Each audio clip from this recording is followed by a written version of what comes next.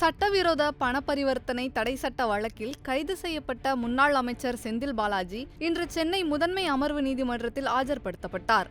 அப்போது மெதுவாக நீதிமன்றத்துக்குள் நடந்து சென்ற அவர் நீதிமன்றத்தின் வாயிலில் தலையை அண்ணாந்து பார்த்து வணங்கி சென்றார். தற்போது அது தொடர்பான வீடியோ வெளியாகியுள்ளது.